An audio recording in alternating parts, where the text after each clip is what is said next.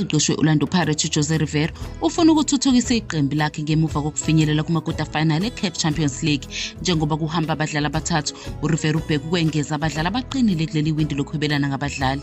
uRivera ukholelwa ukuthi amaqembu amakhulu njenge-Pirates kumele ahlale ebheke emakethe ukuze ahlale eqinile. Uqinisekile ukuthi i-club izothuthukisa iqembu manje noma ewindini elilandelayo lokuhwebelana ngabadlali. I-Stellenbosch FC naso sifinyelele kuma-quarter final e-Confederations Cup, kanti uRivera ucabanga ukuthi unyaka omuhle ebholeni laseNingizimu Afrika.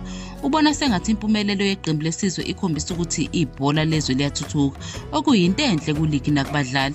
uThandi Mbatha ngumdlali wasesiswini ku-Orlando Pirates uthi amagoli akhe ebanga elide aqhamuke kuziqeqesheni okuyispecial ngesikhathi beziqeqesha. Uthola ukwesekwa wozakwabo futhi uzizwa eqiniseka lapho enza lokho azijwayeza khona.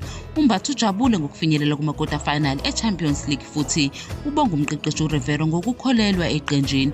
Uthi ukuhlala bengashintshi kuzobaluleka emidlalweni wabo olandelayo ne-Al Ahly.